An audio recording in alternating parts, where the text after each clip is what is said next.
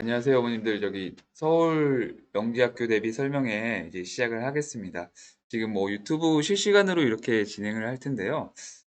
저번에도 한번 했었는데 좀 어머님들께서 많은 질문도 해주시고 호응이 좋아서 요번에도 저희가 처음에는 이제 전형 분석에 대해서 간단하게 말씀드리고요. 그다음에 이제 수학과 프로그램 그 이후에 서울 영재학교에 대한 뭐 궁금증이나 어떤 어머니들께서 질의응답을 이렇게 채팅창으로 올려주시면은 이게 질의응답을 갖는 시간을 좀 많이 갖도록 이렇게 진행을 하도록 하겠습니다. 그러면 서울 이제 입시 분석부터 먼저 진행을 해보면요.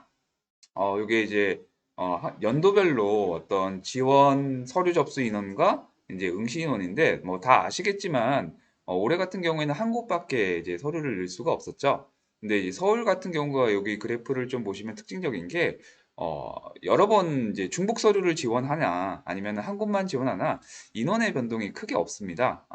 다른 학교들에 비해서 그 얘기는 어떤 얘기냐면은 이제 서울을 지원하는 학생들은 초기부터 서울의 목표를 가지고 뭐 어떤 입시의 변동이 있더라 하더라도 이제 서울을 지원하려고 하는 경향성이 상당히 큰 아이들로 이루어졌다라고 보면 될 것 같은데요. 1단계, 2단계, 3단계의 어떤 지원 인원과 좀 통과율에 대해서 좀 말씀을 드리면요.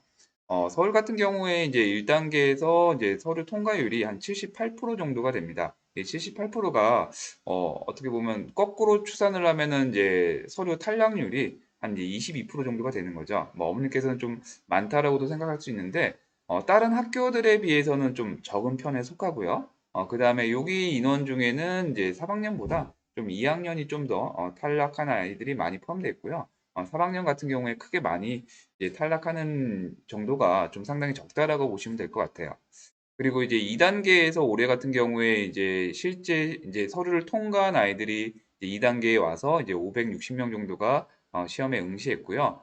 그다음에 2단계 통과율은 이제 36%라고 보시면 됩니다. 이제 560명 중에 이제 200명 정도를 이제 선발한다고 보시면 되고요. 서울 같은 경우는 어머니들께도 다 아시다시피 이제 3단계 경쟁률이 좀 많이 강하다, 세다라고 이렇게 알고 계시죠. 이제 그 이유 중에 하나가 이제 우선 선발이 몇 명이에 따라서 정원에 대한 TU가 줄어들고 거기에서 캠프에 대해서 이제 지원하는 인원 대비 이제 합격률이 이제 달라지게 되는데 올해 같은 경우에 이제 캠프에 온 아이들이요, 한 150명 정도 되는 걸로 저희가 추산하고 있거든요. 그리고 뭐 이따 이후에 우선 선발에 대해서 말씀을 드리겠지만, 올해 같은 경우에 한 60명 정도가 우선 선발이 된 걸로 저희가 추산을 하고 있어요. 그러면은 정원에 120명인데 거기에서 한 60명 정도를 이제 캠프에서 뽑게 되는 거죠. 그래서 대략적으로 지원원 인원 대비 통과율이 이제 38% 정도 돼서 캠프 경쟁률이 2.6대 1 정도 된다라고 보시면 될 것 같아요. 그러니까 올해 같은 경우가 예전에 비해서 한 곳만 지원하고 거기에 따라서 이제 뭐 서류 탈락에 대한 고민들을 좀 많이 하시는데 서울 같은 경우는 특히 이제 서울을 지원하는 3학년 이제 내년에 이제 3학년이 되는 이제 학생들의 학부모님들 같은 경우에는 서류 탈락에 대한 어떤 그런 걱정을 크게 안 하셔도 될 거라고 생각을 합니다. 그다음에 이제 2단계에 대해서 좀 분석을 해보면요. 2단계는 뭐 서울 같은 경우에 1교시 영재성 검사, 2, 3교시 이제 수학과학을 이제 같이 보는 창의 문제 해결력 검사 1, 2로 이렇게 이루어졌는데요.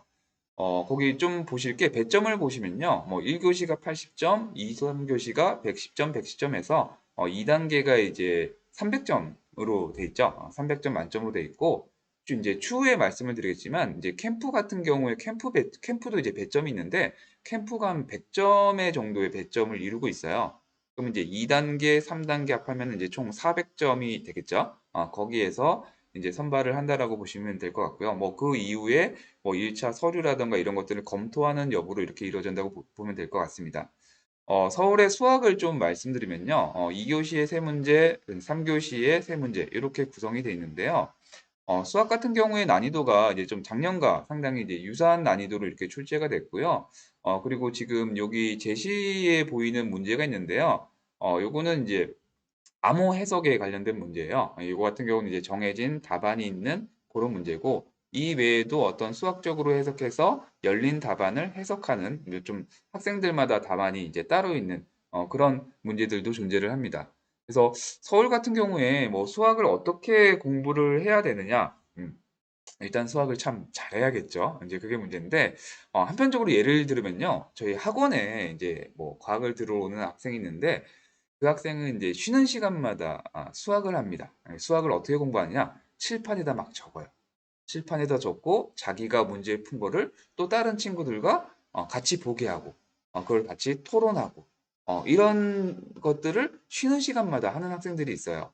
그리고 그런 참여에 대해서 아이들이 되게 즐거워합니다. 그래서 수업을 즐겁게 하고 다른 친구의 생각을 공유하고 그리고 자신의 방법을 알려주고 토론하고 제 생각에는 이런 공부 방법이 상당히 좋은 것 같아요. 물론 학원에서 배우는 것도 중요하지만 그 나름대로 자기가 해석하려고 그러고 다른 아이들과 의견을 공유하면서 좀 수학적인 실력을 다져가는 수학에 관심이 상당히 많은 그런 학생들이 좀 수학을 서울에 대한 수학, 뭐 영재고 입시에 대한 수학을 좀 잘하지 않을까 이렇게 생각을 합니다.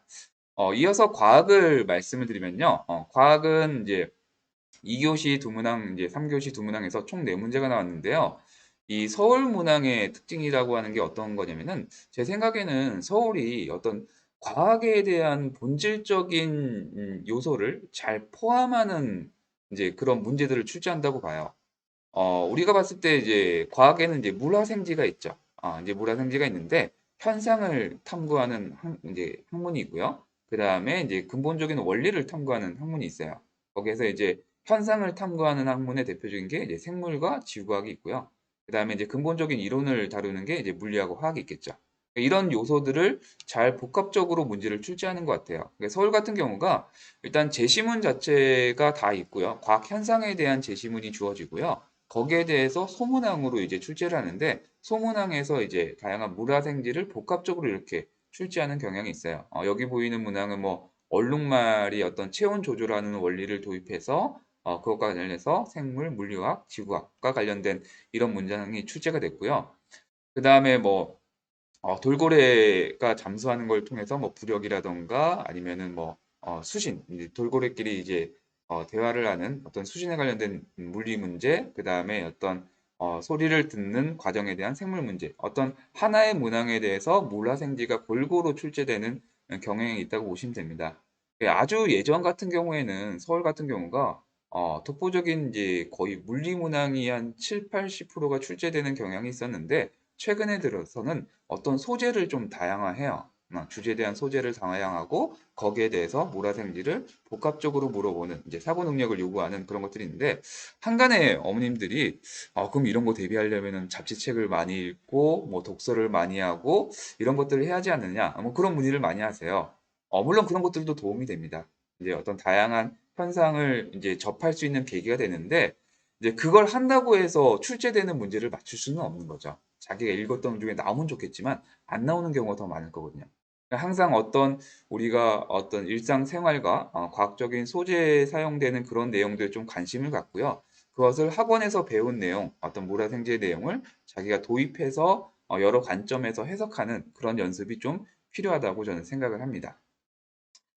그다음에 이제 2단계 같은 경우가 어떤 아이들이 통과하느냐 그것에 대해서 좀 말씀을 드리면요. 여기 그래프는 저희 서울영재학교를 2단계를 통과한 학생들의 이제 모의고사 성적이고요. 가로축은 수학 어떤 상위 백분율이라고 보시면 되고요. 세로축은 이제 과학 상위 백분율이라고 보시면 됩니다. 보시면 알겠지만 여기 앞쪽에 많이 밀집되어 있는 것을 보실 수가 있죠. 거의 대부분의 어떤 성적 분포가 한 25% 안쪽에 이렇게 많이 집중됐다고 보실 수가 있어요. 이제 그런 아이들이 이제 서울을 많이 지원을 했고 통과를 했다고 보시면 돼요. 이 성적에 대한 분포를 잠깐 보시면요. 수학과학 종합으로 이렇게 나눠봤는데 주의 깊게 보실 거는 그 2차 평균하고 우발 정도만 보시면 될 것 같아요. 이건 저희 모의고사 성적을 기준으로 한 거기 때문에 2차 평균 같은 경우가 한 15.6% 안쪽의 아이들이 2차를 많이 통과했고요. 이건 평균치니까 좀 더 늘어날 수 있겠죠. 좀 넓게 잡으면은 한 뭐 30%까지 이렇게 잡을 수가 있고요. 근데 대다수의 아이들이 좀 한 25% 안쪽에 많이 모여 있습니다. 그 정도 아이들이 좀 많이 통과했고요. 그 다음에 이제 우발 같은 경우는 보통 한 이제 7% 안쪽, 한 6.4% 안쪽에 어떤 꾸준한 성적을 보이는 아이들이 이제 서울의 우선 선발이 됐다라고 볼 수가 있는데요. 이 우선 선발에 대해서는 뒷부분에 대해서 좀 더 자세하게 설명을 드리겠고요. 이렇듯 어떤 저희 학원에서는 자체적으로 모의고사를 보고 거기에서 이런 아이가 이 정도 성적이 나왔을 때 어느 정도가 가능할지 여부를 지금 이제 올해 이렇게 분석한 내용을 바탕으로 입시 지도를 하고 있습니다. 그다음에 이제 서울 우선 선발에 대해서 좀 말씀을 드리면요. 뭐 아시다시피 서울 같은 경우는 이제 지역 우발이 있고요. 그다음에 이제 교과 우발이 있는데요. 뭐 지역 우발 같은 경우에는 서울 지역 그다음에 전국 단위 합해서 거의 한 80명 가량의 우발을 뽑을 수가 있죠. 하지만 이제 실제로 80명을 다 뽑지는 않고요. 올해 같은 경우를 좀 보시면요. 작년 같은 경우에 이제 우발 인원이 64명이고요. 그다음에 올해 같은 경우는 저희가 조사한 바로 인하면은 한 63명 정도가 우발이 된 것 같아요. 근데 요것도 이제 정확한 건 아니고요. 실제로 서울 같은 경우는 2차 우발 인원을요, 캠프에서 따로 이렇게 모집을 해서 뭐 어떤 글쓰기라던가 인성평가를 간단하게 하는 캠프 활동을 합니다. 이제 거기에 온 인원이 요 정도 인원이고, 여기에 이제 뭐 사회자 전형이 이제 정원 외에 정원이 좀 포함될 수가 있는데, 대략 한 60명 정도라고 보시면 될 것 같아요. 그러니까 60명 정도면은 이제 정원 120명의 이제 절반이 이제 우발으로 뽑힌다라고 보시면 될 것 같고요. 그러면은 좀 어떤 인원 학생들이 우발이 되느냐? 뭐 앞에서도 성적을 좀 간단히 말씀드렸는데, 저희 학원에서 이제 우발된 인원을 좀 말씀을 드리면은 저희 이제 대치관에서 이렇게 다니면서 이제 우발된 인원이 지금 서울이 이제 8명 정도가 있는데요. 그 성적표를 좀 보여드릴게요. 저희가 이제 모의고사 성적에서 보면은 회차별로 상위 배분율을 이렇게 볼 수 있게끔 저희가 표시를 하거든요. 그래서 요 학생 같은 경우는 이제 거의 5%, 2%, 1%에 꾸준하게 이렇게 성적이 유지가 되죠. 그리고 다음 학생 같은 경우도 한 5%, 4%, 좀 또 안 좋을 때는 한 8%까지 떨어지기도 하는데, 이제 8%까지 떨어지면 또 아이가 자극을 받겠죠. 공부를 해서 또 이제 상위 1%까지 이렇게 또 자기의 수준을 이제 공부를 열심히 해서 올리는 그런 경향성을 볼 수가 있고요. 다음 학생도 이제 7%, 3%, 막 5%이 정도라고 보시면 되겠는데, 여기서 보시면은 좀 어떤 점이 보이느냐? 요런 아이들이요. 어떤 저희가 이제 모의고사를 냈는데 모의고사의 난이도를 뭐 똑같이 내지는 않아요. 한 해는 조금 쉽게 낼 수도 있고 다음에는 좀 어렵게 낼 수도 있고 이렇게 낼 수가 있는데 어떤 경향성을 타지가 않아요. 여기 보시면은 지금 세 개의 성적표를 보였는데 꾸준히 자기 어떤 포지션을 이렇게 지켜가는 모습을 볼 수가 있죠. 난이도나 유형이나 이런 것들에 상관없이 기복이 없는 학생들이라고 보시면 돼요. 이런 학생들이 꾸준히 한 7% 안쪽에 이렇게 유지가 되는 학생들이 우발에 됐다라고 생각을 하시면 될 것 같습니다.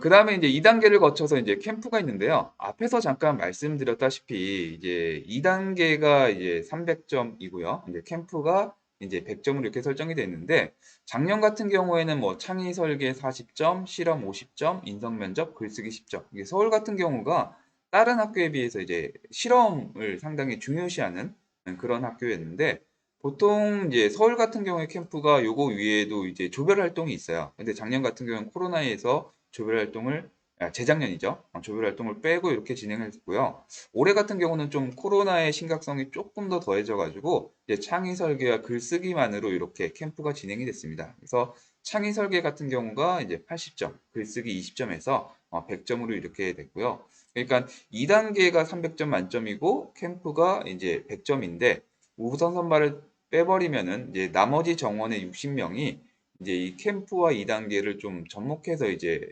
분류를 하게 될 거잖아요. 그럼 여기서 이제 중요한 거는 어떤 걸 좀 보시면 되느냐? 물론 캠프도 중요하지만 더 중요한 게 2단계다. 그러니까 2단계에서 우발이 되지 않더라도 상대적으로 자기의 점수 포지션을 좀 더 높은 상태로 잡아두는 게 상당히 유리하다고 보시면 돼요. 그건 왜 그러냐면은 2단계를 통과한 아이들 자체에서 캠프를 진행하기 때문에 그 안에서의 점수 폭이요. 그렇게 편차가 많이 나지 않는다고 보시면 돼요. 2단계를 통과했다는 것만 해도 그 아이들이 이제 수학, 과학의 자질이 우수한 아이들이고요. 이제 그 아이들 통해서 이제 캠프를 보기 때문에 점수 폭에 대한 변화가 저희가 봤을 때 이제 크지 않을 것으로 봐요. 그러면 그 자체에서 봤을 때 2단계의 중요성이 그만큼 크다라고 이렇게 생각하시면 될 것 같습니다. 그래서 앞으로 이제 뭐 영재고 준비를 해 나갈 텐데 초반에는 이제 2단계에 초점을 맞춰서 얼마만큼 잘 준비해 나가느냐가 결론적으로 입시의 어떤 결과에 상당히 큰 영향을 미친다라고 보시면 될 것 같아요. 자, 이렇게 해서 뭐 좀 간단하게 이제 서울 올해 이제 전형에 대해서 말씀을 드렸고요. 그다음에 이제 과학 프로그램, 이제 다원 교육의 프로그램에 대해서 또 말씀을 드리면은 일단은 이제 저희가 이제 반을 이제 개강을 이제 8월 30일 이제 물올이 끝나는 그 다음 주에 이제 수학과학이 이제 개강을 할 거고요. 저희가 이제 주중반이 있고 주말 반도 이제 계산을 해요. 그러니까 주중반 같은 경우는 월수금반, 화목일반, 수학도 동일하고요. 그 다음에 이제 주말 같은 경우에는 이제 과학은 토요일 날 물화생지 반이 있고요.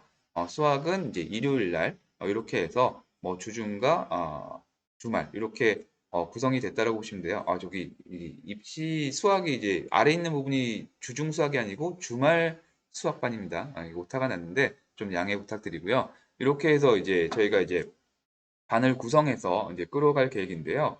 보통 이제 뭐 서울을 지원하는 아이들 같은 경우에 반이 대부분 뭐 MSS나 MSS 원반, 뭐 올해 같은 경우에 요 반 아이들이 대부분 이제 서울을 좀 많이 지원을 했고 많은 합격률을 보였다라고 생각하시면 될 것 같습니다.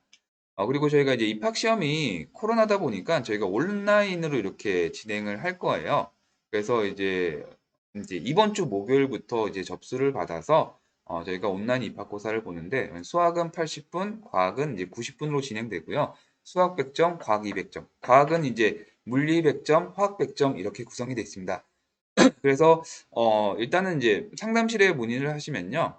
그때 이제 온라인 이제 주소가 배분이 되고 이제 거기에 맞춰서 온라인 고사를 보시면은 저희가 반배종을 해서 개별로 이렇게 통보할 계획입니다. 지금 뭐 아이들이 뭐 물올이나 화오를 이렇게 준비하는 친구들이 많은데요. 실질적으로 그걸 이제 끝나고 하려고 그러면은 조금 이제 시간이 촉박할 수가 있어요. 그래서 조금 이제 시간이 날 때 이번 주에 많이 이렇게 응시를 해주시면은 좀 더 좋을 것 같습니다. 그럼 이어서 이제 과학 프로그램에 대해서 말씀을 드리면요.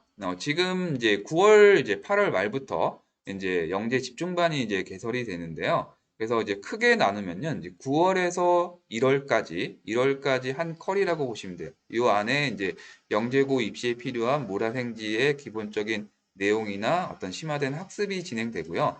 그 다음에 2월에서 4월까지 이제 실전 응용 문제 풀이 위주로 아이들의 실력을 향상시킬 그런 프로그램이 계획돼 있고, 그 다음에 이제 2월 달부터 이제 전국 단위 모의고사를 저희가 이제 실시를 합니다. 그러니까 모의고사를 이제 실시하는 이유가 보통 뭐 이제 서류가 이제 6월 달에 서류를 접수하면요, 5월 달에 학교를 잡아서 서류 준비를 해야 되잖아요. 그래서 2월, 4월 동안에 모의고사를 보면서 내가 어느 정도 학교의 성적이 가능한지를 판가름하고요. 그 다음에 이제 입시 지도를 같이 이루어진 다음에 아이들이 서류 준비를 원활하게 진행할 수 있게끔 이렇게 2월 달, 뭐 1월 말부터 4월까지 전국 단위의 이제 모의고사를 보고 그 다음에 이제 5월, 7월에 이제 파이널, 집중 파이널을 이렇게 진행한다고 보시면 될 것 같습니다. 그래서 저희가 이제 뭐 프로그램을 설명하려면은 상당히 많이 있는데요. 오늘 같은 경우가 뭐 프로그램보다는 이제 어머님들의 좀 질의응답을 많이 받기 위해서 좀 간단하게 프로그램을 좀 이제 설명을 하려고 그래요. 저희가 이제 추구하는 방향이 어떤 거냐? 일단 첫 번째로 수업하는 거에 대한 이제 이론을 프린트가 아닌 교재화하려고 많이 노력을 하고 있어요. 그건 왜 그러냐면은 아이들이 프린트를 너무 많이 주다 보면은 이제 잊어버리는 것도 너무 많고요. 다시 공부할 때 보기도 어려워요. 그래서 최대한 교재화 작업을 해서 몰아생지가 이렇게 진행을 할 거고요. 그 다음에 이제 다양한 자기주도 학습 자료를 배부를 합니다. 기본 학습 자료도 있고, 여기 보면 자기주도 학습 자료 학업 영역 평가라고 하는 거는 이제 기본 학습 문제집이라고 보시면 되고요. 그 다음에 자기주도 학습 이제 600제 같은 경우는 물화생지 문제를 약간 약 서술 형태의 문제들이 포함된 그런 문제집. 그 다음에 다양한 사례와 응용을 할 수 있는 생활 속의 과학이라는 이런 자기주도 학습 자료를 저희가 이제 분기별로 배부를 해서 아이들 스스로도 공부할 수 있게끔 이렇게 프로그램을 준비하고 있고요. 그 다음에 이제 평가 같은 경우에는 이제 데일리 평가, 일일 평가가 있고요. 그 다음에 월말 평가, 그 다음에 모의고사, 이렇게 진행된다고 보시면 될 것 같습니다. 좀 모의고사에 대해서 좀 말씀을 드리면요. 일단은 이건 좀 올해 구상인데 조금 달라질 수도 있어요. 회차나 이런 어떤 시기는 좀 달라질 수가 있는데, 크게 보시면은 종합 모의고사가 있고요. 그 다음에 학교별 모의고사, 이렇게 나눈다고 보시면 돼요. 종합 모의고사는 학교별 구분 없이 이제 4월 달까지 진행을 해서요. 아이들이 거기 전체적인 성적에서 내가 어느 학교에 지원이 가능한지를 판단하기 위해서 종합 모의고사를 실시하고요. 그 다음에 학교가 정해지면은 이제 학교별 모의고사로 이렇게 진행할 계획입니다. 그래서 총 한 11회 정도 이렇게 구성이 되어 있고요. 그 다음에 이제 성적표에 보시면은 아까 이제 우발 학생들 성적표를 보여주다시피 이제 회차별 어떤 성취도, 상위 100분율과요. 그 다음에 저희가 이제 종합 모의고사를 볼 때 여기 하단에 보시면은 학교를 선택하게끔 할 거예요.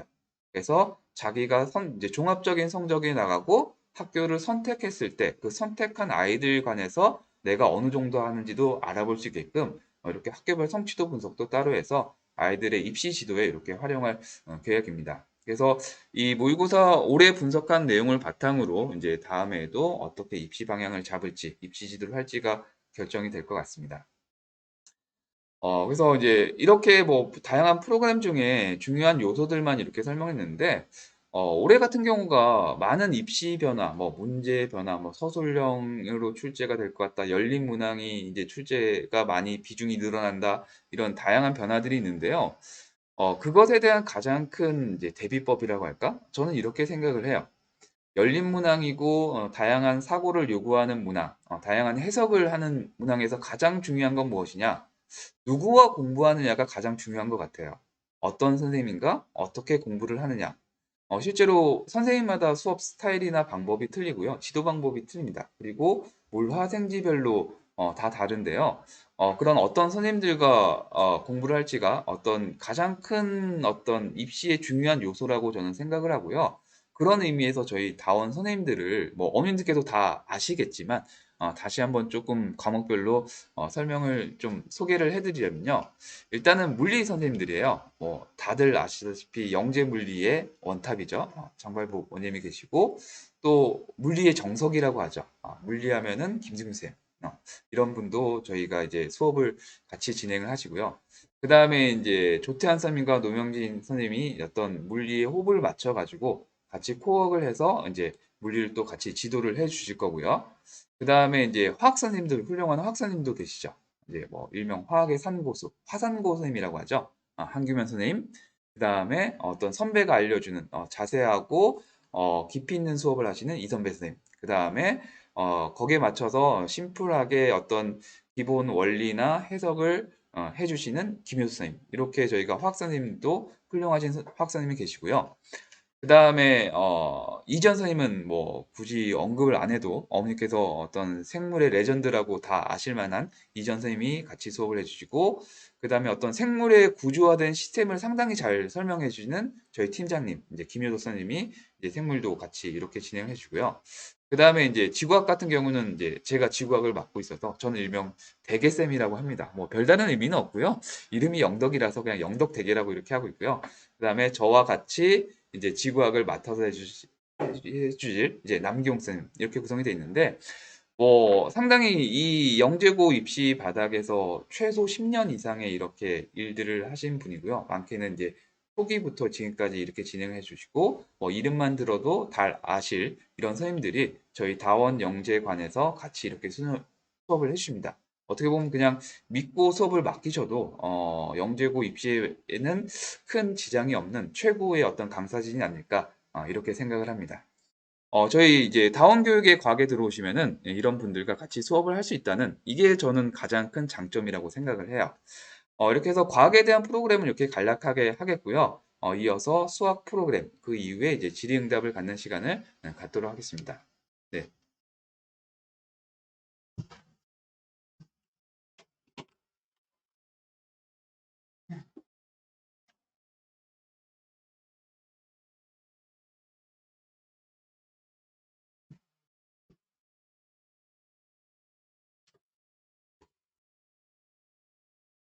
안녕하세요. 김기현 선생님입니다.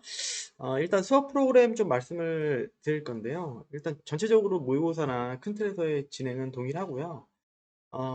올해 이제 수학 부분에서의 전체적인 부분이기도 한데요. 그러니까 열린 문항이랑 이제 서술형에 대해서 이슈가 됐었는데, 일단 수학 부분을 말씀 좀 드리면, 열린 문항이란 건 기본적으로 어떤 풀이가 열려 있다는 부분도 있지만 그 풀이마다 어, 좋은 풀이나 나쁜 풀이를 선별할 수 있는 부분들이 있거든요. 그러니까 뭐 제가 항상 말씀드리지만 어떤 결과를 얻어낼 때 연산을 5번에서 얻어내는 것이랑 2번에서 얻어내는 것은 좀 다른 거거든요, 기본적으로. 그러니까 간결성이 좀 더 필요한 부분이 있어요. 그래서 같이 열린 문항이라 하더라도 좀 더 간결하게 그리고 정확하게 문제를 풀어내는 것. 이게 수학에서의 열린 문항의 핵심인 것 같고요. 그리고 두 번째는 서술형 같은 경우에는 일단은 아이들이 이제 서울 정도의 급의 아이들 같은 경우에는 수학적인 영향이 있는 친구들 같은 경우에는 잘 안 쓰려고 해요, 사실. 그런 친구들이 좀 더 많아요. 근데 서술 연습이 좀 더 필요하지 않을까 이런 부분. 그러니까 제가 이제 수업 시간에 알더라도 쓰자 뭐 이런 부분인데 그런 부분 좀 주의해 가면서 공부하면 좋지 않을까 이런 생각이 들고요. 그래서 이 두 개를 아우르는 핵심은 사실은 이거라고 생각해요. 그냥 자기 주도. 자기가 스스로 생각하고 하는 것. 그러니까 열린 문항 같은 경우에도 어떤 문제를 선생님이 제시를 했을 때 학생 자체가 좀 더 새롭거나 좀 더 간결한 풀이를 고안해서 같이 토론해 볼 수 있는 그런 상황이 되는 게 가장 이상적이지 않을까 그런 생각이 좀 들긴 합니다. 일단 그래서 저희는 뭐 딴딴은 이제 뭐 많이 말씀드렸지만 이제 서울 친구들한테는 그렇게 이 정도의 문제는 다 풀 수 있을 것 같아요. 근데 그렇지 않은 친구들 같은 경우에는 결국은 이게 융합형이나 열린문항이라는 건 기본기가 중요하기 때문에 그 기본기에 대한 연습을 한다. 이렇게 생각하시면 될 것 같아요. 그래서 중등 과정의 최고의 난이도 문제를 정확히 정리한다. 그리고 단계별로 음, 시험을 봐서 확인한다. 이렇게 생각하시면 될 것 같아요. 근데 실제로 이게 아이들 저희 진행을 했을 때 가장 만족도 높았던 프로그램 중에 하나예요. 실제로는. 네. 그리고 다음을 좀 보시면 이거는 문제를 많이 풀리겠다. 이런 얘기고요. 회국지라는 건 일단 이 단계를 넘어섰을 때 아이들이 실전 학교별 유형으로서 풀어낼 수 있는 문제들 저희가 제시하는 건데 뭐 재밌고 명확하게 아이들의 이제 목표에 맞게 문제를 제시해 주는 거죠. 그래서 일단 학교별로 저희가 문항들을 준비해 놨고 그걸 통해서 아이들이 성취감 있게 문제를 풀어나가는 과정을 즐기는 그런 프로그램이라고 생각하시면 될 것 같습니다. 그래서 일단 이런 프로그램들 가지고 저희가 진행하는 뭐 모의고사나 이런 부분들은 다 동일하니까 뭐 굳이 말씀 안 드리겠고요. 이유는 기본적으로 자기가 스스로 공부해야 되는 그러니까 제가 이제 수업 시간에 자주 쓰는 말인데 그러니까 영화 보듯이 공부하는 친구들이 있어요. 그러니까 선생님 잘하는구나. 그래 그래 어디 해봐. 근데 자기가 하는 게 별로 없거든요. 그러니까 자기가 생각하고 문제를 해석해내고 좀 더 뭐 풀이를 이해하고 아니면 좀 더 간결한 풀이를 만들어내고 이런 부분을 능동적으로 해내야 되는데 그런 것들이 안 되는 친구들이 있고 그리고 그걸 할 줄 모르는 친구들도 심지어 있어요. 그래서 그런 부분들을 아이들 스스로 열심히 해낼 수 있도록 저희가 이런 교재랑 프로그램들을 준비했습니다. 예. 일단 전반적인 부분에서는 좀 마무리를 드리자면 서울영재고를 합격하기 위한 아이들이라고 하면 제가 이제 만나봤던 아이들 같은 경우에는 거의 대부분이 사실 수학적 영향도 있지만 자기 주도적인 측면이 특히나 강해요. 그러니까 좀 더 직설적으로 말씀드리면 선생님 문제를 제시하면 스스로 풀기를 원해요. 서울 친구들은 풀어주는 거 그렇게 원하지 않아요. 예.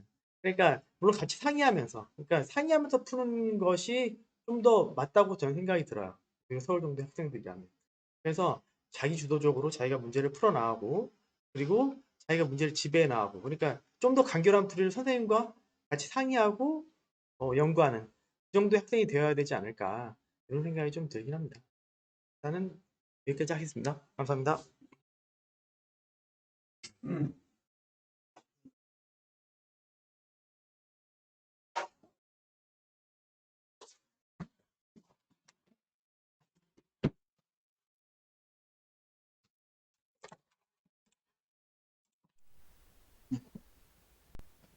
전화기 됐나요? 저거로 나가나요? 여기 마이크 껴야 되는 거 아니야? 스피커 이걸로 나가나? 네, 말씀하시면 되시고 채팅창 이걸로 보시면 됩니다. 인사드리겠습니다. 장발 원장입니다. 어, 우리 부원장님이 좀 잘 설명해 주셨는데요. 부모님들 좀 반복이 좀 필요하잖아요. 그죠? 네, 그 서울영재고 준비하는 우리 부모님들 1단계, 네, 우리 김영덕 부원장님이 잘 정리해 주셨는데요.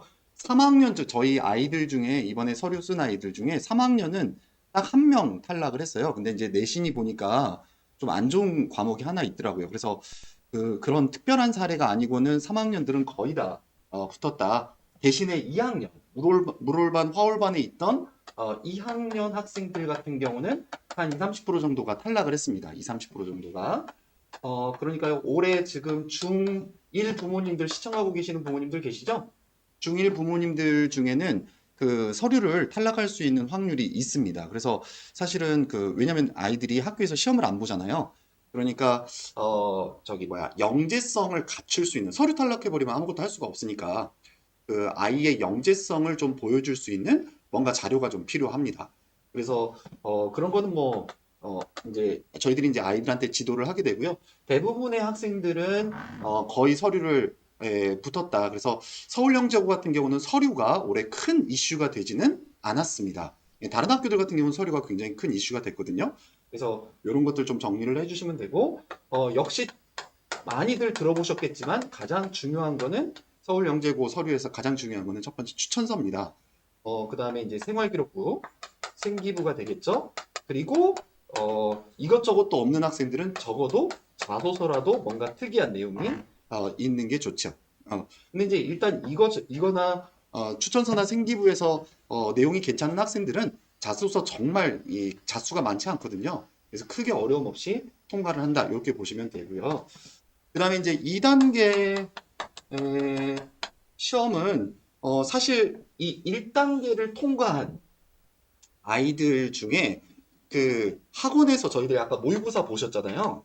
모의고사를 꾸준히 봐요. 그래서 학원에서 조금 어렵겠는데요. 이런 학생들을 제외한 그런 학생들은 사실 좀 2단계 통과가 쉽진 않습니다. 그런데 그런 학생들을 제외하고 나머지 대부분의 학생들은 그 2단계까지는 별 무리 없이 통과합니다. 저희 학원에서도 지금 2명 빼고는 2단계를 다 통과를 했는데요. 그런데 이제 이런 결과가 나오게 되는 게 제가 뭐 우리 학원만 그런 게 아니에요. 대부분 학원들이 아마 비슷할 거예요. 그게 이제 서울영재고가 5, 600명 정도, 500에서 600명 정도 서류 통과한 아이들 중에 이제 시험장에 나타나는데 사실 이 중에 중2가 거의 절반 이상이에요. 중2가. 그러다 보니까 중3 학생들은 사실은 그렇게 인원이 많지 않아요. 그 시험 보는 학생들 중에. 근데 그 중에 지금 200명을 통과를 시키거든요. 그러니까 영재학교를 좀 차분하게 준비를 해서 모의고사를 좀 잘 치르는 학생들이다라고 하면 사실 2단계에서는 그 통과 자체가 어렵진 않습니다. 중요한 거는 뭐냐면 2단계보다 3단계가 통과가 어려운데 아까 우리 김영덕 원장이 2단계하고 3단계를 합산해서 한다 그랬잖아요. 그러니까 2단계 통과가 문제가 아니라 2단계를 높은 성적으로 통과를 해야 된다. 이게 이제 2단계에서는 가장 중요한 포인트라고 보시면 됩니다. 그러니까 2단계 통과가 목적이 아니죠. 2단계는 통과가 목적이 아니다. 이렇게 생각하시면 되고요. 2단계는 어떻게 하면 높은 점수를 받을 수 있냐 라는 거예요. 그리고 이제 3단계인데 지금 예전까지는 3단계 비중이 점점 높아지고 있었어요. 그런데 이제 작년부터 코로나가 되면서 3단계 비중이 축소가 됐습니다. 그래서 예전에는 2단계가 260점, 그리고 3단계가 110점, 뭐 120점 이렇게 돼가지고 그래도 상당히 뭐 비중이 있었죠. 근데 이제 올해는 이 코로나 때문에 그 2단계, 3단계 비중은 100점밖에 안 되고 그 2단계 비중이 300점까지 가게 돼서 실제로 300점하고 100점이면 3단계 그 사실 비중이 그렇게 높지는 않았잖아요. 그래서 아이들한테 조금 그렇죠. 그리고 캠프가 시험만 나오다 보니까 애들이 좀 캠프 준비하는 거를 힘들어하는 경우는 있었어요. 그래서 그냥 쭉 준비만. 근데 내년에는 또 상황이 다를 수 있겠죠. 뭐 코로나 상황이나 이런 거 여러 가지 다르겠지만 아마 정상화가 되면 점점 3단계 비중을 높이려고는 노력을 할 것이다. 뭐 이렇게 예상은 해볼 수 있고요. 그다음에 우리 부원장님이 저희 학원은 확실한 거 아니면 잘 언급을 안 해요. 한간에 이제 내년에 뭐 있죠? 그 시험이 통합된다. 그래서 올해 2단계 시험 같은 경우에 광주, 대구, 인천, 예술, 그러니까 세종 요 네 개의 학교가 공통문항을 출제를 해가지고 공통문항 한 문항에 학교별 문항 한 문항 이렇게 해가지고 그냥 자기 학교에서 해당하는 거, 그다음에 공통문항에서 한 문제 뽑아서 이런 식으로 해서 문제를 구성해서 냈습니다. 그래서 내년에는 뭐 공통문항이 확대가 된다고 이런 얘기들을 많이는 하는데 저는 뭐 개인적으로는 어떻게 생각하냐면 아마 공통문항이 나오긴 할 거예요. 그런데 그 학교별로 추구하는 영재 인재상이라고 하는 게 있기 때문에 그 인재상 구현을 위해서는 각 학교별로 그 학교 나름대로의 고유한 어떤 문제를 출제하려고 노력은 하지 않을까. 완전히 똑같이 낼까 이런 것들은 사실 좀 의심의 여지가 있고요. 이런 것들은 그 발표가 되어야. 근데 이제 참 재밌는 건 발표라고 하는 게 보통 영재학교는 그 4월 5일에 발표하죠. 거의 임박해서 발표를 하게 되는데 그때마다 저희들도 이번에 모의고사 일정이나 이런 게 막 많이 바뀌었어요. 막 학교에서 발표할 때마다 그 좀 약간 변형하고 그거는 융통성 있게 저희들이 운영을 하니까 그런 부분은 당초 왜 계획대로 하지 않으세요? 이러시면 곤란하고요. 저희들이 그 학교의 발표나 이런 것들에 따라서 좀 유동적으로 이렇게 바꿔가면서 능동적으로 대처를 한다. 이렇게 생각을 하시면 좋을 것 같습니다. 지금 그리고 저희 우리 부원장님이 그 2학년 지금 현재 1학년 중1 영재 반에 대해서는 별도로 언급은 안 하셨는데요. 일단 저는 제가 전통적으로는 중3 때 영재고 가는 게 저는 바람직하다 이렇게 생각을 하는 사람이에요. 왜냐하면 영재고 입시가 다가 아니니까 영재학교 가서 아이들이 좋은 성적을 거둬야 또 대학도 잘 갈 수 있는 거잖아요. 그래서 중3 때 가는 거를 항상 원칙으로 했는데 제가 요즘에는 조금 생각이 바뀐 게 그 코로나가 바꿨어요. 중학교에서 아이들이 너무 뭐 학교 가도 특별한 거 없이 막 온라인 시청이나 하고 있고 이럴 바에야 차라리 그냥 빨리 졸업하고 그 영재학교 가고 만약에 영재학교 3학년 가갖고 뭐 그 대입이 잘 안 되거나 그러면 1년 재수해도 어차피 똑같고 그러니까 차라리 갈 수 있으면 빨리 가자 뭐 이런 생각으로 약간은 좀 바뀌어가지고요. 혹시 중학교 1학년 영재고반에 관심 있는 부모님들은 저희들이 이제 대부분 여기 중2 부모님들이니까 별도로 설명드리기는 어렵고 그 상담실에 문의를 주시면 제가 별도로 이 간담회를 통해서 프로그램이나 이런 것들을 안내를 드리도록 하겠습니다. 뭐 그 부분은 나중에 상담실에서 좀 관리를 부탁드리고요. 자, 이 정도 하면 제가 전체적으로는 그 우리 부원장님 얘기를 좀 요약을 한 것 같아요. 혹시 프로그램이나 또는 영재학교 입시나 이런 거에 관해서 질문할 거 있으면 저희 쌤들이 그 질문을 이렇게 선별을 해서 드리도록 하겠습니다. 자, 첫 번째, 우발은 3학년만 되는 건가요? 그렇지 않습니다. 우발은 3학년만 되지는 않고요. 2학년도 많이 됩니다. 올해 저희 학원에서도 2학년 강남 지역에 사는 아이들은 올해 특별히 3학년보다는 2학년이 우발이 많이 된 것 같아요. 그러니까 우발은 1, 2학년 가리지 않습니다. 전체적으로 성적 우수한 애들이 우발이 된다. 이렇게 생각을 하시면 됩니다. 그다음에 혹시 질문 있으시면 이렇게 채팅창에 쭉 올려주시면 저희들이 선별을 해서 질문에 대답을 드리도록 하겠습니다. 서울반 같은 경우는 저희들이 잠깐만요. 서울반 인원 여쭤보셨는데 작년의 경우를 예를 들겠습니다. 저희들이 MSS반의 작년에는 15명으로 출발을 했어요. 네, 보통 서울반이 15명 내외다 이렇게 생각을 하시면 됩니다. 그래서 이제 그 반이 이제 운영이 되면서 어떤 경향이 있냐면은 아이들이 그 시험 한 번 못 봤다고 해서 막 반을 내려버리거나 잃어버리면 애들이 상처를 많이 받아요. 그래서 아이들이 그 반에서 안정적으로 좀 공부를 하는 게 중요하기 때문에 그 시험 한 번 못 봤다고 바로 내리거나 그러진 않고요. 아이가 이제 좀 공부할 수 있도록 도와주고요. 그리고 최종적으로는 20명까지 갔어요. 시험 보기 직전. 그러니까 6월인가? 요럴 때 여기서 된 거고요. 여기서 지금 8명이 우발이 나온 겁니다. 그러니까 일단은 계속 성적이나 이런 것들을 관리해가면서 우발 인원을 반 인원을 약간씩은 조정이 되는데 보통은 이 정도 범위에서 벌어지게 된다. 이렇게 생각을 하시면 되고요. 그 다음에 이제 MSS1 같은 경우도 보통은 15명에서 20명 내외로 반이 운영이 된다. 이렇게 생각을 하시면 됩니다. 그다음에 그다음에 요 시험 반은요. 그러니까 아까 반편성 말씀드렸지만 이 반편성은 일단 이번에 이제 입학고사를 보잖아요. 입학고사를 보면 사실 입학고사를 온라인으로 치르게 되니까 이게 완벽하게 레벨링을 하는 건 좀 어려운 것 같아요. 그래서 작년에 이제 MSS 반 같은 경우는 기준이 좀 있었는데 좀 수학을 굉장히 좀 잘하거나 아니면 그 서울영재고 올해 2학년들 중에 서울영재고 붙은 아이들이 꽤 많아요. 캠프까지 갔다 온 학생들이나 뭐 이런 걸 기준으로 삼아서 MSS 반을 좀 구성을 했고요.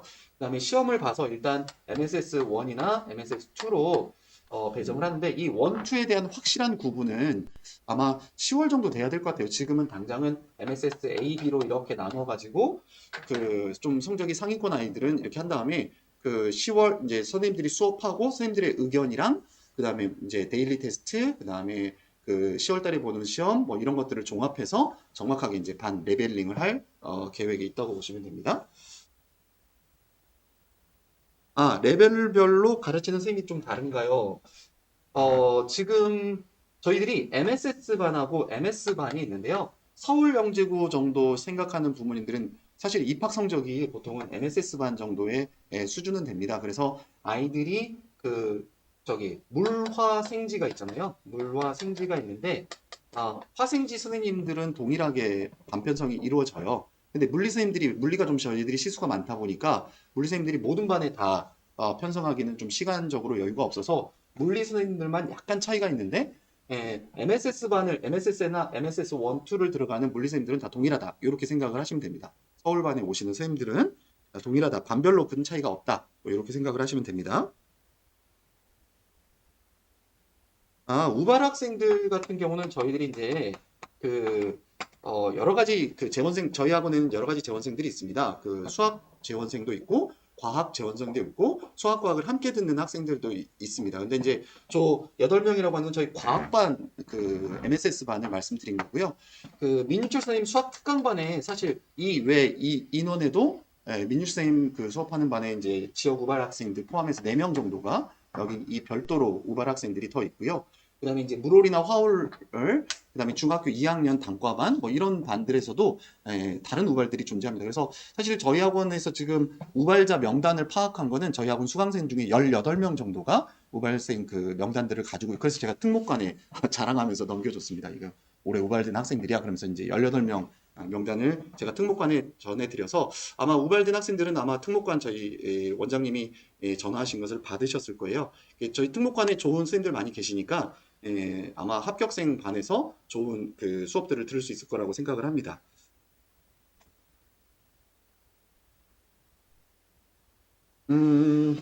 네. 항상 해마다 부모님들 이제 올림피아드랑 영재학교 입시랑 이런 차이점들을 많이 물으세요. 올림피아드랑 입시랑 일단 영재학교 문제랑 올림피아드 문제는 그냥 다르다고 생각하시면 됩니다. 첫 번째는 문제 유형이 다릅니다. 문제 유형이 달라요. 그래서 그 아까 우리 저희 김호도 부장님이 대충 문제 보여드렸잖아요. 그러니까 소문항 1, 2, 3번. 이 소문항 1, 2, 3번 있는 게 이제 로직이 조금 구성되어 있고요. 이런 거는 사실 올림피아드에 없잖아요. 그죠? 그리고 이제 고등 케이모 같은 경우나 무슨 뭐 케이모 문제들, 케이모 2차 문제들하고 유사한 거 아니냐 그런데 일단 풀이 시간부터가 다르잖아요. 그죠? 영재학교 문제는 큰 문제 한 문제당 한 10분에서 15분 정도에 풀어야 되거든요. 근데 이제 올림피아드는 막 한 30분도 걸리잖아요. 그러니까 일단 풀이 시간 자체가 좀 다르고 따라서 풀이법도 조금 달라야 됩니다. 그리고 많은 수학학원들이 무슨 얘기를 하냐면 케이모 2차를 그 공부를 하면 그 아이들이 서술 연습이 될 거 아니냐 그렇게 말들을 좀 하는데 영재학교 서술과 제가 보는 관점에서 영재학교 서술과 그 케이모 서술은 조금 다릅니다. 사실은 서술하는 방식도 조금 다르고요. 그래서 일단 문제 유형이나 여러 가지가 좀 많이 다르다. 아마 시험 보고 온 학생들한테 많이 물어보시면 완전히 다르다 이렇게 생각을 할 거예요. 그 다음에 출제 범위가 다릅니다. 출제 범위가 달라서 올림피아드는 사실은 그냥 거의 선행이에요. 그래서 이렇게 다르기 때문에 부모님들이 요즘에 또 한편으로는 너무 이게 입시하고 다르다 보니까 부모님들이 올림피아드 전혀 의미 없는 거 아니에요. 이런 그 반론들을 많이 하시는데 제가 항상 안타까운 게 뭐냐면은 자 입시를 창의적으로 뽑아놨잖아요. 그러면 영재학교 커리도 창의적으로 바뀌어서 이런 창의적인 학생들이 영재학교 가서 내신이 잘 나오면 좋잖아요. 그죠? 논리 일관성이 있어야지. 그런데 영재학교 실제로 딱 가면 어떤 학생들이 좋은 내신이 나오느냐? 올림피아드 한 학생들이에요, 결국에는. 이게 올림피아드 하란 건지 말란 건지. 그래서 선행을 잘 다룬 학생들이 결국에는 또 합격생반에서도 좋은 성적이 나오고 또 내신에서도 좋은 성적이 나오기 때문에 부모님들이 이중고를 겪을 수밖에 없는 거죠. 그래서 그리고 또 하나는 뭐냐면 심지어 영재학교 입시는 학원을 안 다녔는데 주변에서 그런 학생들 더러 있지 않아요? 학원을 안 다녔는데 제가 2단계 통과했어요. 어떤 애는 심지어 우발도 됐어요. 이런 학생들이 있어요. 그래서 영재학교 입시는 정말 독해력이 있고 그 다음에 수학을 좀 좋아하고 잘하고 이런 학생들이 잘 붙어요. 그래서 이 올림피아드하고 좀 많이 다르긴 한데 문제는 그럼에도 불구하고 올림피아드를 경험하고 또는 공부를 잘하는 학생들이 전체적으로 합격하는 비율이 높을 수밖에 없습니다. 그러면은 우리 아이가 천재가 아닌 이상은 저희들이 열심히 가르쳐서 올림피아드나 이런 거 수업을 통해서 저희 학원의 모토가 이거예요. 논리적인 아이를 만들자. 논리적인 아이를 만들자. 네. 보통 학생들이 그 직관적으로 공부를 하는 경향이 있습니다. 그리고 천재들 아이들도 직관적으로 따닥따닥 하는 경우, 물론 그것도 필요하긴 한데요.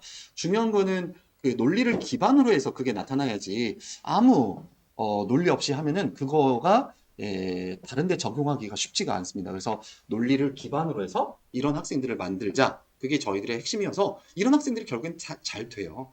네. 보시면 좋을 것 같고요.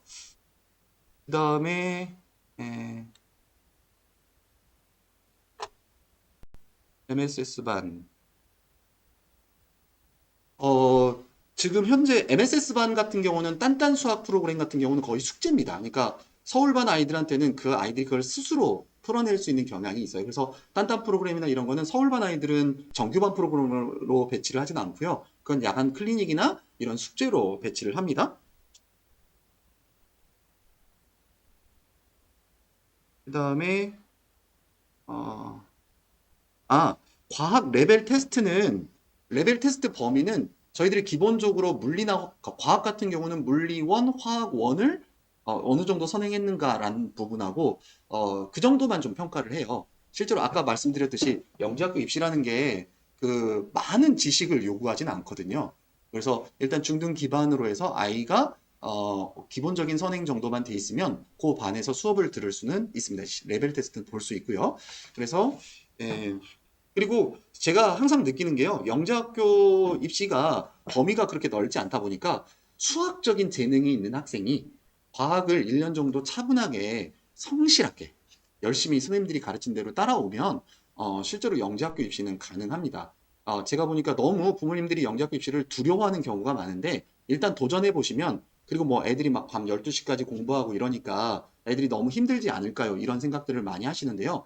아이들이 입시가 끝나고 영재학교를 가서 항상 하는 말은 뭐냐면 언제가 가장 좋았니? 영재학교 준비할 때가 가장 좋았어요. 이렇게 얘기를 합니다, 아이들이. 그래서 저희 학원에 아이들이 그 합격생들이 맨날 놀러 와요. 요 근처에 뭐 특목학원들 저희 고등부에도 뭐 특목 있고 그러잖아요. 그러니까 거기 갔다가 중간에 이제 방앗간 들으듯이 와가지고 쌤들한테 학교생활 얘기해주고 이렇게 가고 그럽니다. 그러니까 애들이 와서 항상 즐겁게 여기 이 공부하던 추억을 잊지 못해요, 아이들이. 그만큼 그 영재학교 입시가 부모님들 생각에는 아이들이 고생하는 것 같고 막 그렇지만 실제로 그렇지 않습니다. 아이들이 즐거워하고 재밌어 하니까요. 그리고 선생님들이 저희 학원 선생님들이 워낙 수업을 재밌게 하세요, 다들. 그러니까 아이들이 크게 어려움 없이 중학교 2학년들이 해볼 수 있는 가장 좋은 프로그램인 것 같아요, 저는. 아이들 뭐 저도 제 아이들이 있지만 그 여가 시간을 스스로 즐길 수 있는 아이가 있나요? 그런 학생은 진짜 훌륭한 학생이고요. 대부분은 여러분 그 부모님들이 이제 좀 공부를 시켜야 하는 아이들이 대부분이기 때문에 그렇게 좀 성실하고 말 잘 듣고 이렇게 하면 좀 좋은 성적들이 나오는 것 같습니다.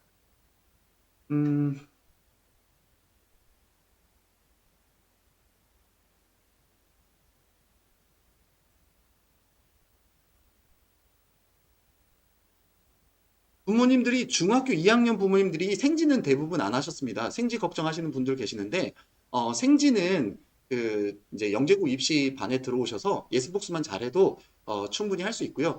보통 저희들이 이제 1월 정도까지 해서 열심히 진도 나가고 그 이제 과목별로 여러분 제가 아마 시간표를 보시면 대충 아실 텐데 저는 기본적으로 아이들한테 저희 학원 아이들이 60분 하고 10분 쉬고 60분 하고 10분 쉬고 이러면은 너무 쉬는 시간이 길어져요. 그래서 저희 아이들은 보통 이제 80분 하고 10분 쉬고 80분 하고 10분 쉬고 80분 하고 10분 쉬는 이런 구조를 가지고 있습니다. 1교시, 2교시, 3교시. 그래서 저는 아이들이 조금 호흡을 길게 가기를, 그러니까 집중력을 좀 더 높이기 위한 저 나름대로의 고유한 정책이고요. 제가 물올반에서도 쉬는 시간을 조금씩 뒤로 딜레이를 시켜서 애들을 80분에 견디도록 만듭니다. 그렇게 해서 가면 저희들이 총 세 타임이, 예를 들어서 월수금 화목이라면 총 9타임이 나오잖아요. 그러면 제 기본적인 원칙은 뭐냐면, 예를 들어서 이건 예시 시간표입니다. 예시 시간표. 요대로 간다는 건 아니고요. 물, 화, 생, 지 이런 식으로 구성을 합니다. 이렇게 구성하는 이유는요.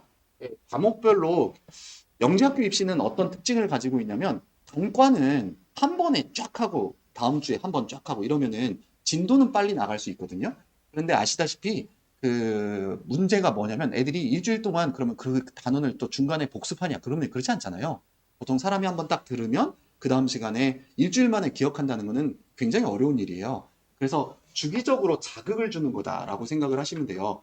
그러면은 한 시간에 나갈 수 있는 범위가 그렇게 넓지가 않아요. 그러면 이제 선생님들이 그 한 시간에는 한두 가지 주제를 집중적으로 가르치는 거죠. 집중적으로. 영재학교 입시는 문제가 많이 나오지 않잖아요. 뭐 과학 문제 많이 나와봤자 한 8문제 나오는데 그럼 물화생지 2문제씩밖에 안 나오거든요.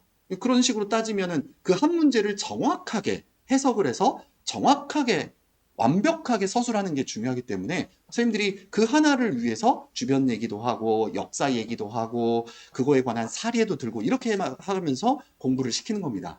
그러니까 이렇게 화생지 비중이 적지 않거든요. 그러면은 생물지학이나 이런 것들을 또 반복을 하고 이러기 때문에 아이들이 수업 시간 잘 하고 예습 복습하고, 그리고 데일리 테스트도 그날 데일리 테스트도 물, 화, 생지 이렇게 데일리 테스트가 이루어집니다. 그러면 아이들이 그날 데일리 테스트들을 통해 주간 테스트인 거죠. 결국에는 그 주간 계속 끊임없이 종합반의 장점이 이런 거예요. 그러니까 종합반의 장점이라고 하는 건 애들이 관리를 받아가면서 짧은 범위를 완벽하게 그날 소화를 해서 하게 되면 충분히 영재학교 주제를 다 다룰 수 있다. 이렇게 생각을 하시면 됩니다. 과제는 최근에 아이들이 옛날 아이들하고는 좀 달라요. 옛날에는 과제를 굉장히 많이 내줬어요. 그래가지고 애들이 그거를 또 소화를 대부분 애들이 해냈어요. 근데 요즘 학생들 같은 경우는 어떤 특징을 가지고 있냐면, 학원에서 공부하고 학원에서 과제까지 하는 거를 좀 기본적으로 아이들이 좀 훈련이 돼 있고 그렇게 습관이 돼 있어요. 그래서 별도로 내주는 과제들을 힘들어하고 그거를 풀이할 수 있는 시간이 없다고들 많이 말씀들을 합니다. 그래서 일단은 보시면 수업하죠? 수업하고 그날 데일리 테스트 있죠? 그러면 이건 이제 오답 체크나 이런 것들은 가장 기본적으로 과제고요. 그거에 관련된 복습에 필요한 내용들을 선생님들이 일주일에 그래도 한 30분? 과목별로 한 30분에서 1시간 정도 숙제 1시간 범위를 넘어가진 않는 것 같아요. 그러니까 과학 같은 경우는 한 2-3시간 정도 일주일에 복습이나 과제를 할 수 있는 시간이 부여가 된다. 이렇게 보시면 됩니다.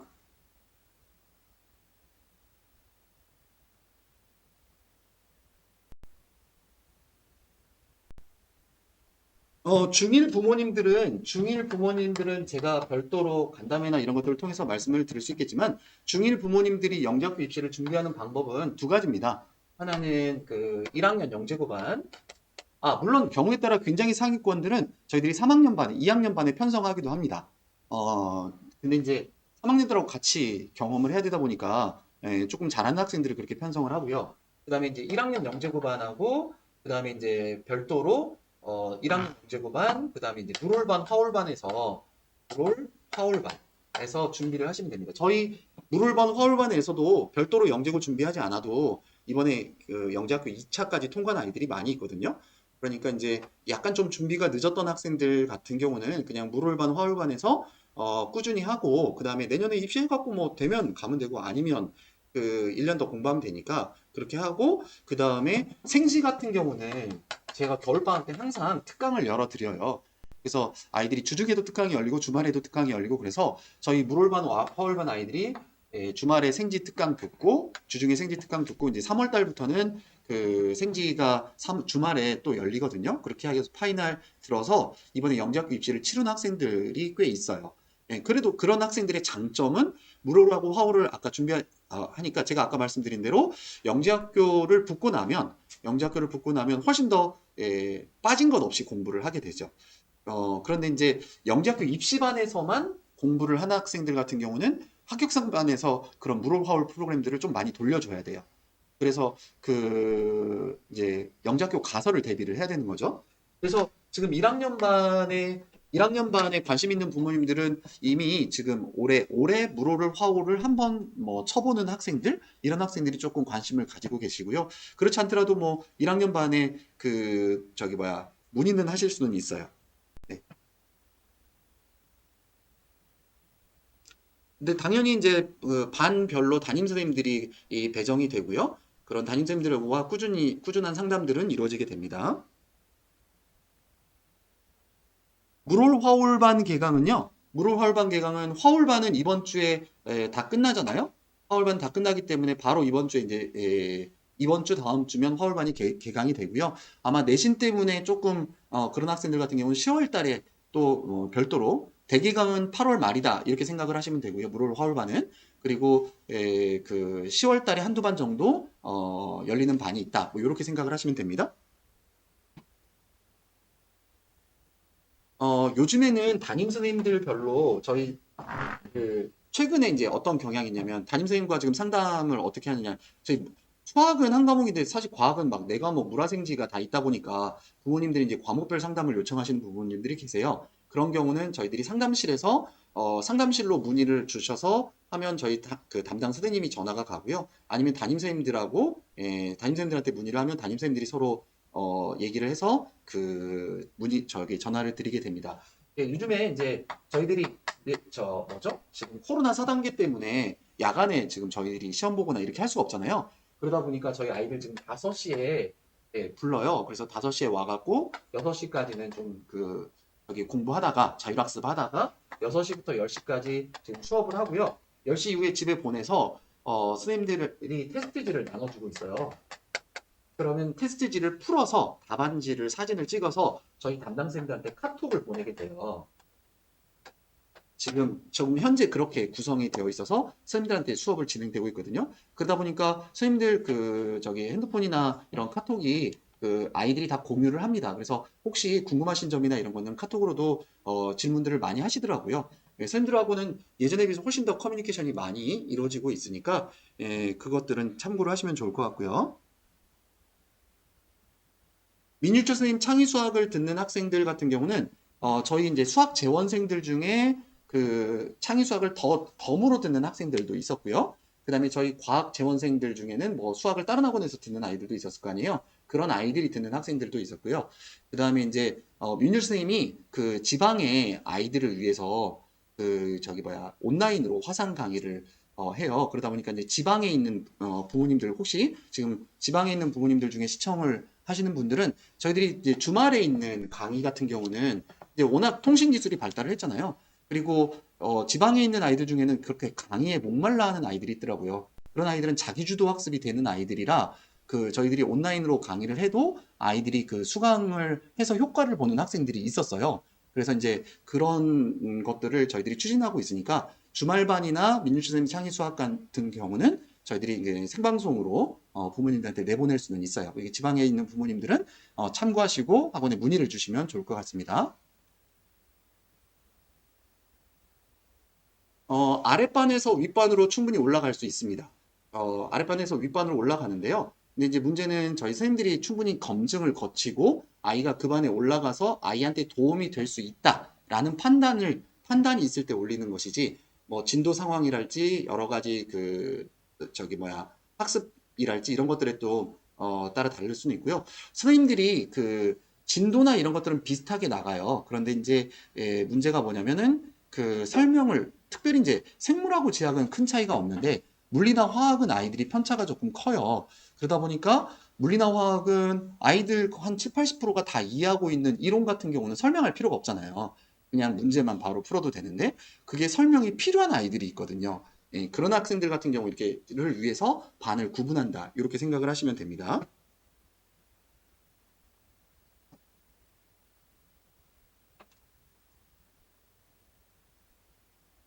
창의 수업 관련해서 궁금하시다는 게 어떤 게 궁금한지, 혹시 커리가 궁금하신 건지, 아니면 창의 수학과 관련된 내용이 궁금하신 건지, 어떤 시간이 궁금하신지 잘 모르겠는데, 일단 창의 수학 시간은 그 시간표를 좀 참고를 하시면 일요일 날 보통 구성이 되고요. 그 다음에 내용 같은 경우는 이게 창의 수학이라고 하는 게 문제가 뭐냐면은 특별한 진도가 있을 수가 없어요. 창의 수학이. 그러다 보니까 아이들이 이제 문제를 풀고 나서 재미는 있고 뭔가 이제 이렇게 되는데 뭘 배웠지? 이런 느낌이 들 수 있는 주제들인 거거든요. 그래서 어떻게 생각하시면 되냐면 우리나라 현행 선행이 있고 영재학교 입시는 선행이 있죠. 그리고 이제 선행은 아니지만 저기 뭐죠? 영재원이나 이런 데서 다루는 수학 주제들 있잖아요. 선행은 아니에요. 이 정상 교과 과정에서는 배울 수 없는데 그런 어떤 창의 문제들이 좀 있겠죠. 그 다음에 KMO 문제도 있을 수 있고요. 그 다음에 이런 것들이 이제 선행 그대로 내거나 그러진 않고 올림피아드 문제 같은 경우는 좀 짧잖아요. 그러면 이제 거기다가 제시문 달고 소문항 1, 2, 3번 해서 문제의 로직을 갖추고 이렇게 해갖고 문제를 구성하는 거죠. 그래서 아이들의 문제풀이하는 능력, 문제를 독해하는 능력, 그 다음에 그거를 창의적으로 해석하는 능력, 뭐 이런 데 좀 포커스를 맞춘 거다. 이렇게 생각을 하시면 돼요. 저희 민율 선생님이 지금 고안하고 있는 커리 중에 하나는 지금 이 선행도 아이들이 수1, 수2 뭐 이런 선행, 기본적으로 뭐 아이들이 수상학까지는 선행이 돼 있는 아이들이 영재학교 입시를 준비하는 특별히 서울반 아이들은 많으니까 아이들 중에 수원, 수2 선행을 요구하는 부모님들이 계시는데 저희들이 영재 아이들한테 수원, 수2를 해보면 어떤 단점이 있냐면 기존의 정석이나 무슨 뭐 시중에 있는 교재들은 애들이 재미없어 해요. 그냥 왜냐면 너무 먼 얘기잖아요. 자기가 지금 직접 영재학교 입시에 나오는 것도 아니고 뭐 이러니까. 그래서 저희 민유치 선생님이 일단은 수원, 수2 같은 경우에서도 영재고 입시에 필요한 그러면서 그 문제를 영재고 입시 문제화, 영재고 입시에 필요한 수학의 어떤 논리, 사고방식 이런 것들을 뽑아서 다루기도 하시고요. 선행도 그런 식으로 진행을 하는 거고 창의 문제도 우리 민유쌤이 하는 말이 애들이요 워낙 문제를 많이 만난대요. 이 학원 저 학원에서 그러다 보니까 문제를 못 풀면서 문제를 들어본 문제가 되게 많대요. 그래서 애들한테 쭉 내밀고 야 이런 거 봤어? 그래갖고 그런 걸 봤다고 하면 제낀대요. 그리고 안 봤을 법한 문제들을 쭉 구성을 해서 실제로 우리 대치동에 아마 이런 창의 문제를 스스로 구성을 해서 출제할 수 있는 선생님은 제가 볼 때 민율 선생님이 유일하지 않나 이런 생각을 하는데 그런 문제를 구성해서 아이들한테 좀 풀리고 선생님이 고안하신 문제 이곳저곳에서 조합한 문제 이런 것들을 아이들이 재밌게 풀기도 합니다. 그런 수업에 좀 관심을 가지시면 좋겠고요. 그 다음에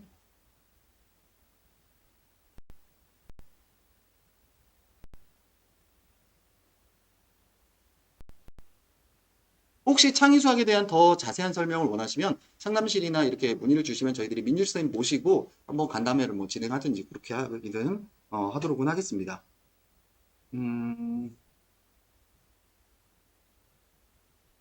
자, 그러면 거의 질문이 된 건가요?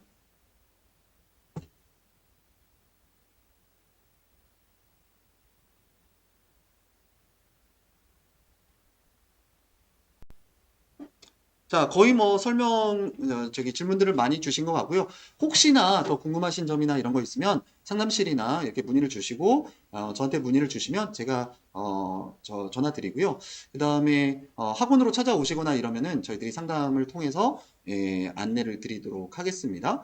코로나 시국이라서 여러 가지로 힘드실 텐데, 저희들이 1년 동안 코로나, 정말 주의하면서, 끝까지 아이들 입시를 완료하게 돼서 되게 감사드리고 내년에도 아마 저희들이 최선을 다해서 입시를 준비해서 좋은 결과들이 있도록 노력하도록 하겠습니다. 긴 시간 감사드립니다. 마치겠습니다.